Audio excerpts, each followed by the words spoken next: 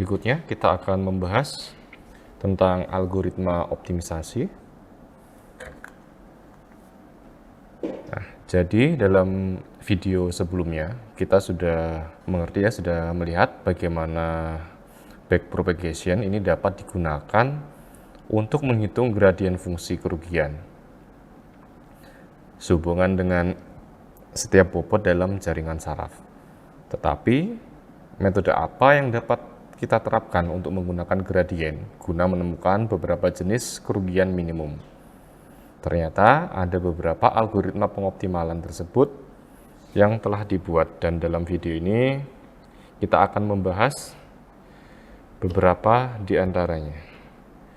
Nah, di sini ada stochastic gradient descent, dan SGD with momentum, ada grad, RMS prop, dan ADAM. Oke, sebelumnya kita tinjau ulang ya. Nah, di sini jaringan saraf biasanya menerima data masukan di lapisan masukan, kemudian menghasilkan keluaran di lapisan keluaran. Dan fungsi kerugian atau kesalahan biasanya dihitung pada keluaran lapisan akhir. Namun tidak harus demikian, karena hanya pada lapisan akhir, dan ini hanya bersifat tipikal. Nah, sekarang dalam pengertian yang lebih umum, loss function atau fungsi kerugian ini adalah fungsi dari data masukan serta bobot atau parameter jaringan dan keluaran kebenaran dasar atau yang kita sebut dengan ground truth. Nah, hal ini karena keluaran biasanya akan diproduksi ketika beberapa data masukan disalurkan melalui jaringan dan dimanipulasi sesuai dengan bobot. Sekarang masukan dan keluaran kebenaran dasar atau ground truth ya, biasanya menentukan tugas yang dimaksudkan oleh model, dan bobotnya sekarang harus dilatih agar sesuai dengan tugas tersebut. Hal ini dilakukan melalui proses penurunan gradien dalam ruang parameter, di mana tujuannya adalah untuk menemukan minimum global dari fungsi kerugian atau setidaknya minimum lokal yang sangat baik yang sehubungan dengan bobot saat kerugian dihitung atas seluruh dataset yang disediakan. Nah, tentu saja asumsi di sini adalah bahwa set data ini umumnya cukup untuk menangkap seluruh fenomena atau domain pada studi. Yang menjadi prasyarat untuk deep learning yaitu memiliki set data yang sangat besar. Misal, jika Anda akan melatih jaringan saraf pada gambar kucing, ya mungkin ya, kita akan menginginkan kucing dari berbagai jenis dalam kondisi cahaya yang berbeda-beda, menghadap ke arah yang berbeda, dan seterusnya. Namun ada dua kelemahan untuk memasukkan seluruh set data sekaligus. Yang pertama adalah bahwa ini sangat mahal ya secara komputasi, terutama dengan set data yang sangat besar. Dan yang lainnya adalah bahwa kesalahan yang dihadapi saat berhadapan dengan sampel yang sangat sulit ini dapat dihilangkan saat dirata-ratakan bersama semua sampel lain dalam set data. Jadi salah satu solusinya adalah mengambil batch dengan ukuran tertentu M dari kumpulan data, lalu menghitung kerugian dan mengambil langkah gradien satu batch pada satu waktu. Di sini yang kita maksud dengan batching adalah mengambil sebagian dari kumpulan data, lalu menyalurkannya dalam subset ini melalui jaringan dan menghitung kerugian, dan seterusnya. Keuntungannya, komputasi ini jadi lebih murah, dan kesalahan apapun dari sampel yang sulit akan terwakili secara memadai, sehingga jaringan memiliki kesempatan untuk merespon dan menyesuaikan. Jadi secara umum gradien G ini akan dihitung berdasarkan tiap batch. Berikutnya kita akan membahas beberapa algoritma, yaitu stochastic gradient descent, SGD with momentum, ada grad, RMS prop, dan ADAM. Yang pertama dan yang paling sederhana adalah stochastic gradient descent.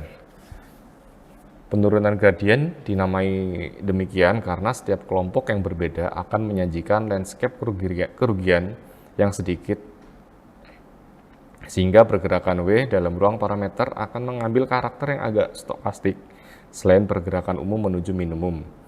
Di sini yang terjadi adalah bahwa W pada suatu waktu T ini dimodifikasi menurut gradien yang diskalakan oleh beberapa hiperparameter ETA yang mewakili laju pembelajaran. atau learning rate. Dan skema konvergensi iteratif semacam ini tampaknya diperkenalkan oleh Augustana Luis pada tahun 1847. Sekarang, laju pembelajaran adalah hiperparameter yang sangat penting. Laju pembelajaran ini harus diatur secara manual sebelum pelatihan dimulai pada nilai, khususnya dapat secara signifikan mempengaruhi lintasan yang diambil oleh W dalam ruang parameter. Nah, berikut ilustrasi bila kita menggunakan tingkat pembelajaran yang sangat rendah ya. Di sini maka W akan bergerak secara lambat ya, bisa memakan waktu banyak untuk menyelesaikan pelatihan.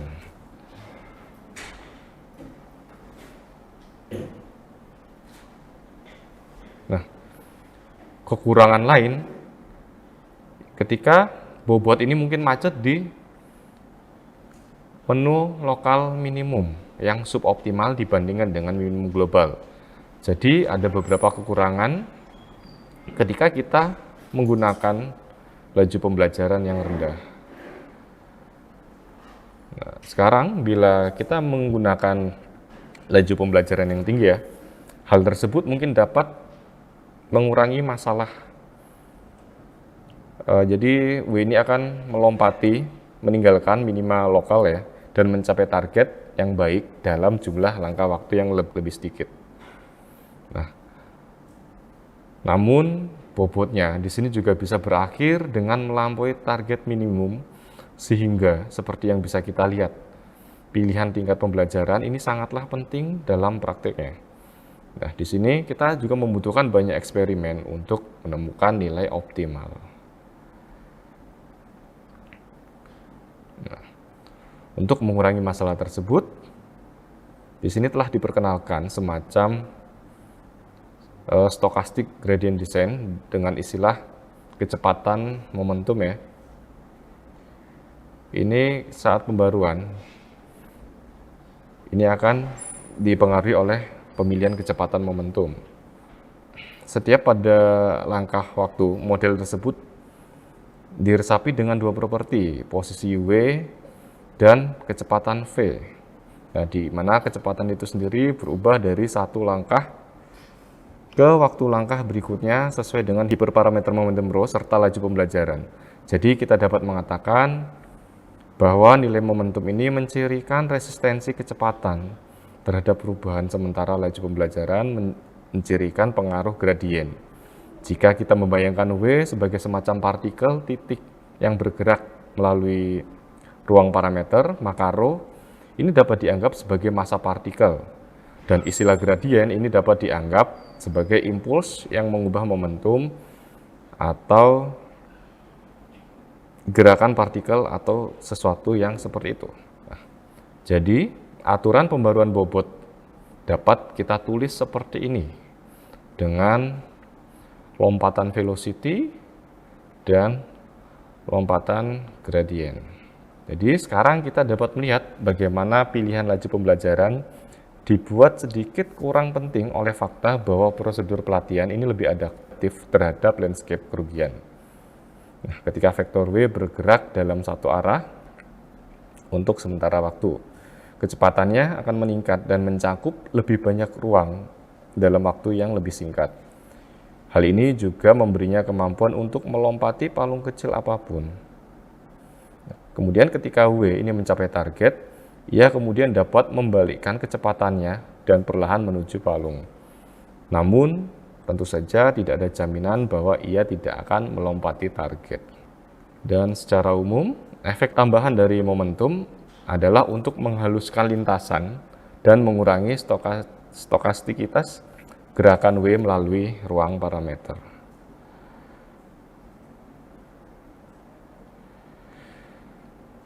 Kemudian yang ketiga, ya, di sini kita telah melihat beberapa metode yang melengkapi langkah gradien dengan menambahkan beberapa istilah kecepatan.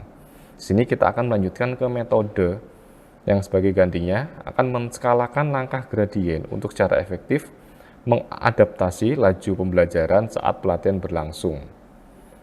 Yang pertama adalah metode gradien adaptif atau adaptif yang diusulkan oleh Ducci pada tahun 2011. Inti dari metode ini adalah bahwa untuk setiap bobot individu yang dilambangkan dengan omega I, langkah gradien ini diskalakan sesuai dengan akar kuadrat dari jumlah gradien yang ditemui sebelumnya. Nah, sekarang logika di sini mirip dengan laju pembelajaran yang menurun di mana ETA ini dikurangi dengan semacam penjadwalan. Sebagian besar waktu ini berkurang secara eksponensial saat pelatihan berlangsung dan W makin dekat ke target minimum. Dan tentu saja ketika kita menyebut target ya, kita sebenarnya tidak tahu apakah itu sebenarnya semakin dekat dan apakah hal itu adalah benar-benar target yang kita tuju ya. Dengan metode laju pembelajaran yang menurun, maka diasumsikan semakin dekat dengan target yang baik. Tetapi bisa jadi itu tidak atau bukan target yang baik ya, dan bisa jadi laju pembelajaran gagal meskipun target hipotesis ini masih jauh. Nah, bagaimanapun, sini ada grade memberikan sedikit perubahan pada ide laju pembelajaran yang menurun.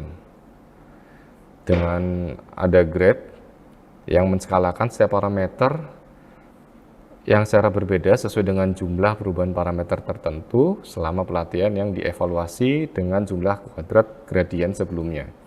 Idenya adalah jika satu parameter telah berubah secara signifikan, maka ia pasti telah membuat banyak kemajuan menuju target. Namun, jika tidak banyak berubah, maka ia harus terus diperbarui dengan penekanan yang lebih besar dan perlu dicatat. Di sini kita memiliki penstabil numerik yang digunakan untuk memastikan bahwa kita tidak membagi dengan nilai yang sangat dekat dengan 0. Dan nilai epsilon ini biasanya sangat kecil. Sekarang untuk menyederhanakan rumusan, kita dapat membayangkan semacam suku kecepatan, meskipun di sini semacam kebalikan dari kecepatan yang diperbarui setiap langkah waktu dengan menambahkan gradien kuadrat secara bertahap. Kita dapat menyederhanakan lebih lanjut dengan menggunakan notasi vektor. Sedangkan untuk dipahami bahwa semua operasi numerik seperti pemangkatan kuadrat dan akar kuadrat dan lain-lain ini dilakukan berdasarkan elemen demi elemen. Nah, sekarang untuk benar-benar mengkonseptualisasikan cara kerja ada grade, kita coba bayangkan kita memiliki bentang alam ya yang hilang. Di sini di atas ruang parameter 2 dimensi, kita memiliki gradien yang bergerak secara perlahan ke arah penurunan omega 2. Nah, haruskah kita katakan ya kemudian palung besar di suatu tempat penurunan gradien stokastik akan mengambil akar.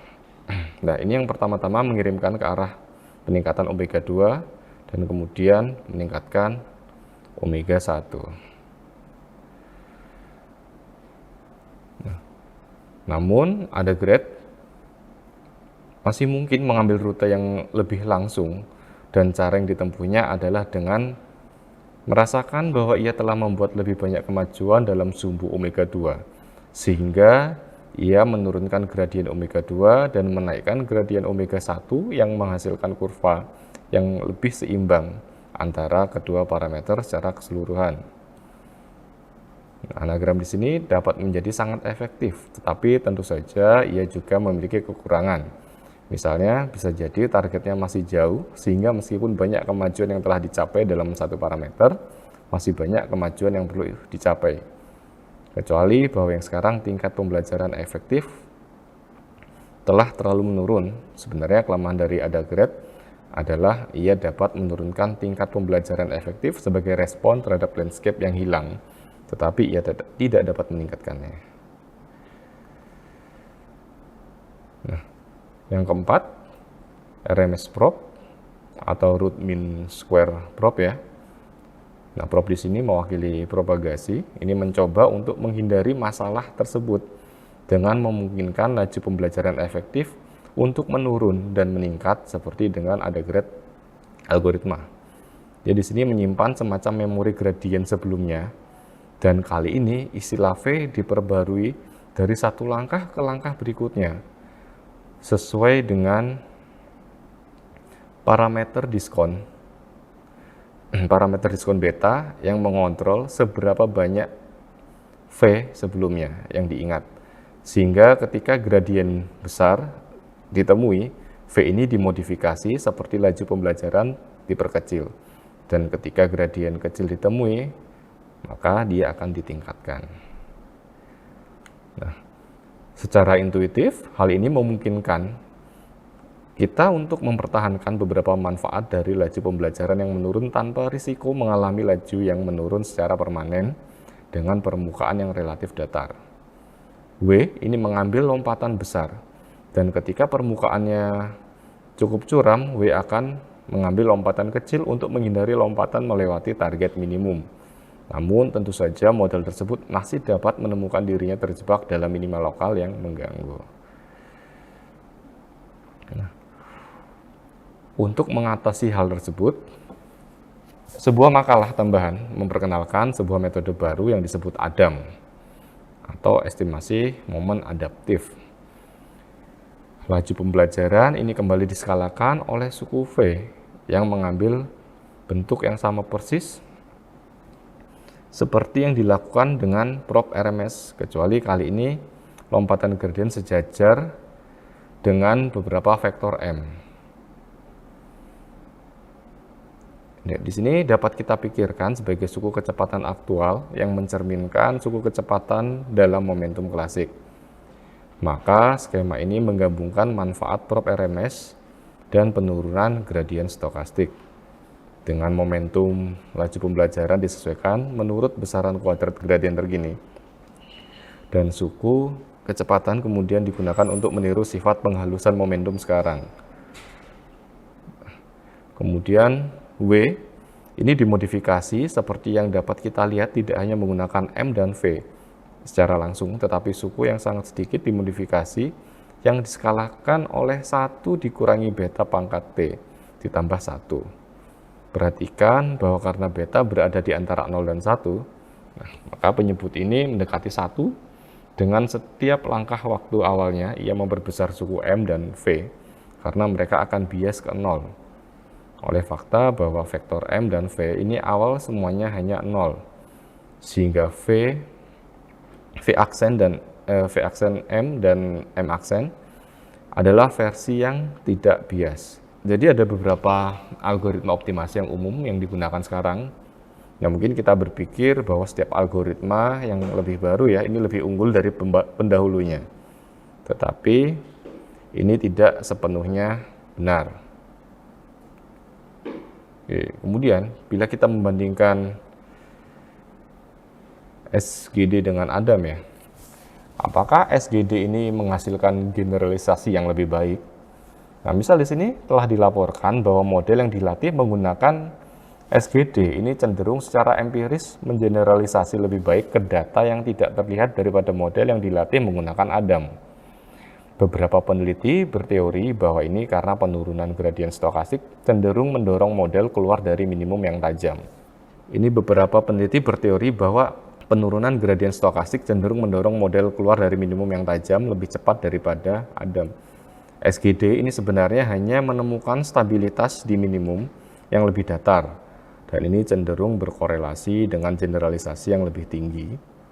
Nah, sekarang apa yang ditunjukkan oleh semua ini adalah masih banyak tentang metode, serta kemampuan dan keterbatasannya yang belum kita pahami.